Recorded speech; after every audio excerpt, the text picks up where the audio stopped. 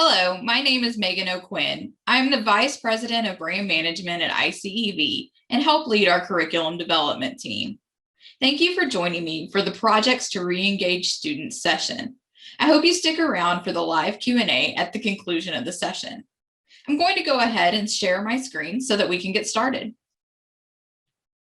For this session, we really wanted to focus on different strategies that can be used to develop projects to re-engage students in their learning.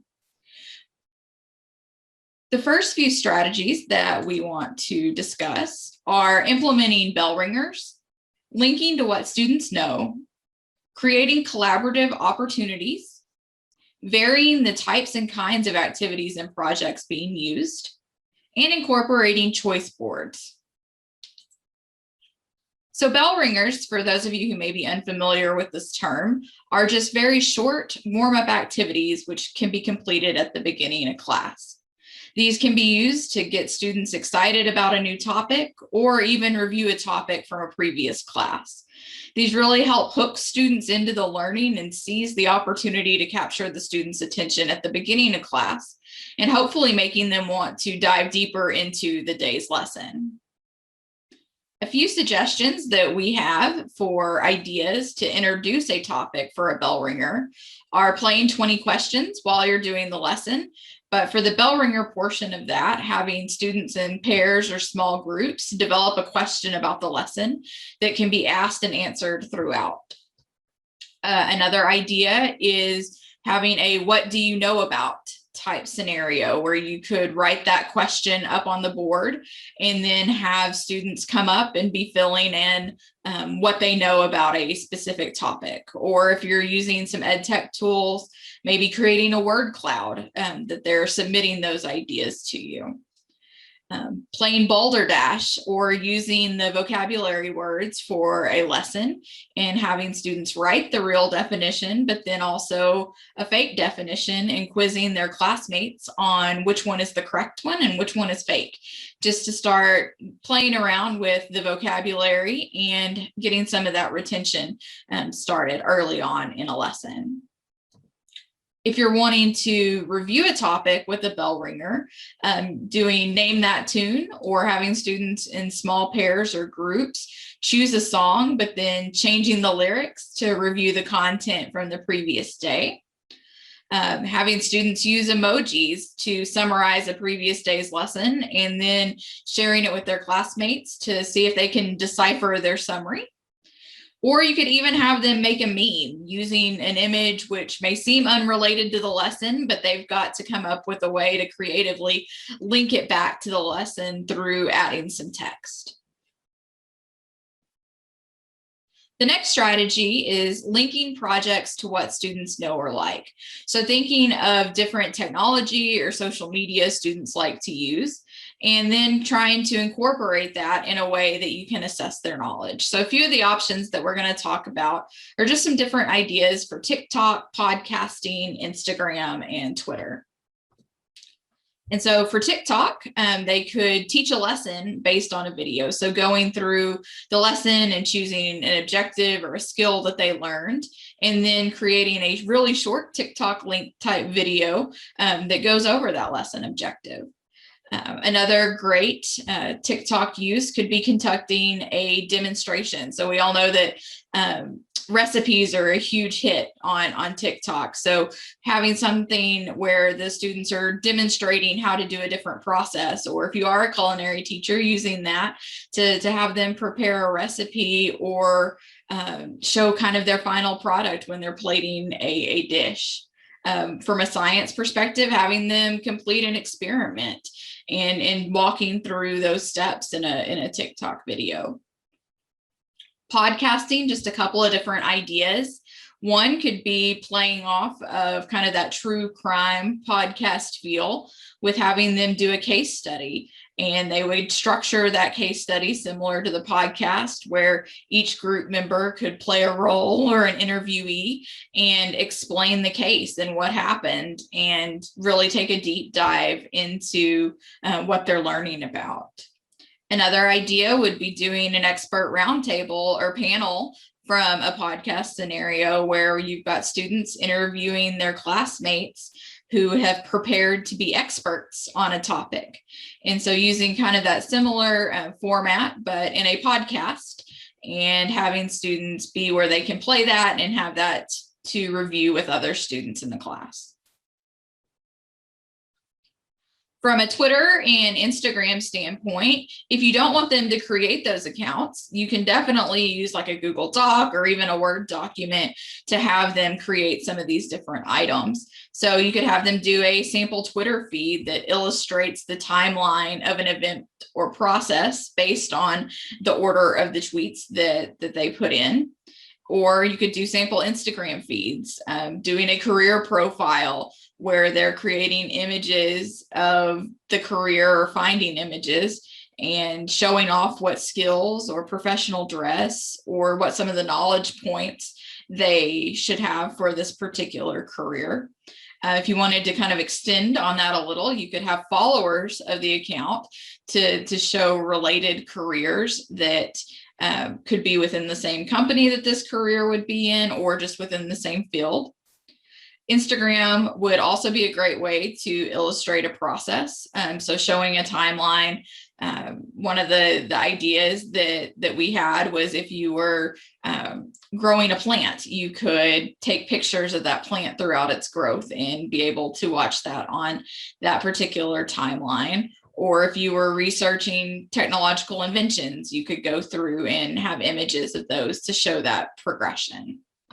So again, just using creative ways with technology or social media that they're familiar with to try to engage them in something that they already know and that they like functioning in. Another strategy is to create collaborative opportunities. And so a lot of times when we think of collaboration, we're thinking directly to group projects. And rather than just thinking about it from a group project scenario, think of collaboration as a way that you could use cross-curricular opportunities and then also collaborating with the community. So from a cross-curricular standpoint, what are you teaching that could pair well with another course? Or from community collaboration, what are you teaching that could relate to the community or school as a whole? Are there events that are being hosted in your community that you could partner with some of the lessons that you're learning? So just a few different cross-curricular ideas is if you were teaching something about human body systems, you could pair with the PE course and have students demonstrate how those systems work together with different exercises.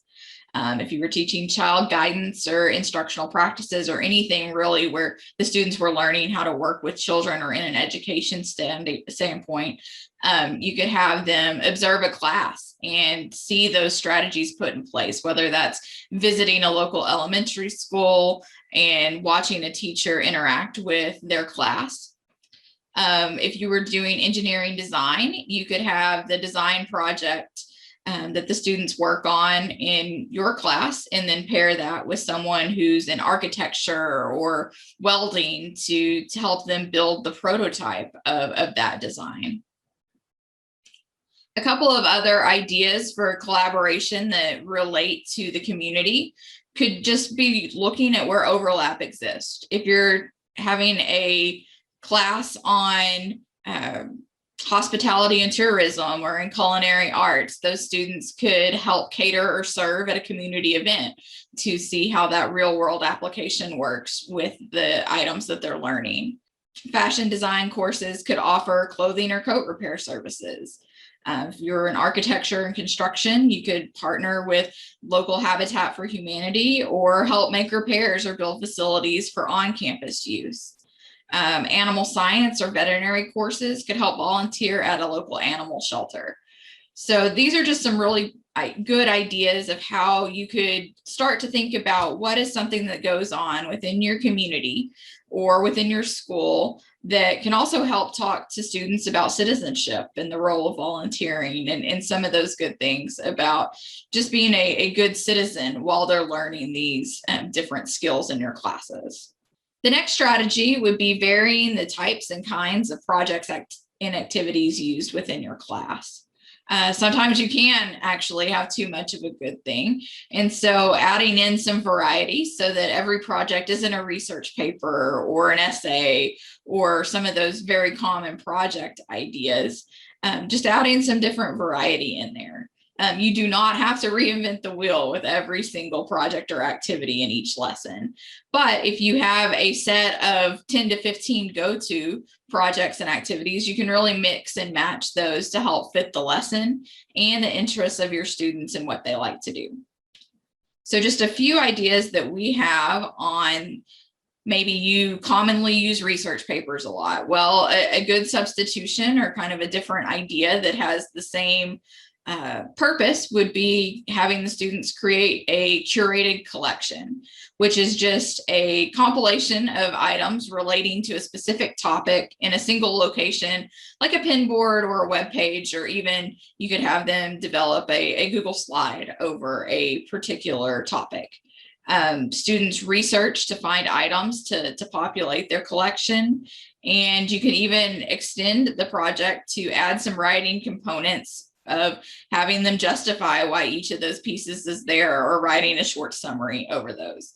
I've also linked a few different places where students could go in and create that collection. Another common project that could easily be varied would be essays. And our idea for varying that up would be using sketch notes, which sketch notes are just a form of note taking, which brings visuals into that process. So students could be tasked with developing a set of sketch notes for a specific topic or to illustrate a process or an idea. Most sketch notes are hand drawn, but you could also incorporate technology with that. There's lots of free graphic design programs online, or you can use the graphic design capabilities of Word or Google Docs or Google Slides or any of those. And then there is a little bit further explanation in the link on this slide for what sketchnoting is and how it can be used. Everybody's favorite, or at least it feels like mine when I'm working on lesson plans, is creating a presentation. But instead of having just the tried and true get up and start talking about your presentation, an idea that we had was to create a museum kiosk. So students could design a self-running presentation with information about the topic, which could be used in kind of that kiosk format. It would be really great if you had kind of an end of the year type project for this, and then all the students could create different kiosks. And then you could even have a museum day where the students walk through and review each other's kiosks and learn about all of those different projects that they've been working on. Google Slides and PowerPoint are great resources to use to create those self-running presentations. Another common project is posters. And so a new idea for those would be, rather than doing a poster, having students create a quick infographic or just collections of images, charts, and a little bit of text to give an overview of a topic. There's lots of great resources to create these infographics, whether you use Piktochart, Canva, if you have access to Photoshop or Illustrator, but you can also complete these really easily in Google Slides, Docs, or even Microsoft Word and PowerPoint. But really just trying to give students a very visual way, which is what you're going for with the poster, but with kind of a more unique modern twist of an infographic. The last strategy is talking about incorporating choice boards. And choice boards, if you're unfamiliar with those, are just a graphic organizer composed of squares that contain an activity which helps the student learn or practice a concept. But what makes these a little bit more unique is that students get to choose, hence choice boards, which of these different activities they complete. It really provides students with the power to choose how they're going to learn a particular subject or concept. And you have the ability to populate that choice board with whatever you're wanting them to do from an activity or project standpoint. So I've got an example one on this slide for you to look at. When you're creating choice boards, there are a few tips that I have to share. Just making sure that you're including a variety of activities to appeal to all learners. So you've got something on there that a visual learner could really benefit from, or a read write, or a kinesthetic, or an auditory learner. So just having kind of some variety within those activities to appeal to all learners. You can create a choice board for common tasks such as vocabulary review, note taking, projects, and assessments. You can use that same one for any time that you're doing any of those common tasks. So you're not having to create a choice board each time. You can use the same one, which can just help with prep, but also helps add variety. And then an easy extension would always be to add some extra credit options as a choice that they completed their 2 choices they were supposed to from the choice board, but if they complete a third, that's extra credit. So just adding on some of those pieces is really easy within a choice board.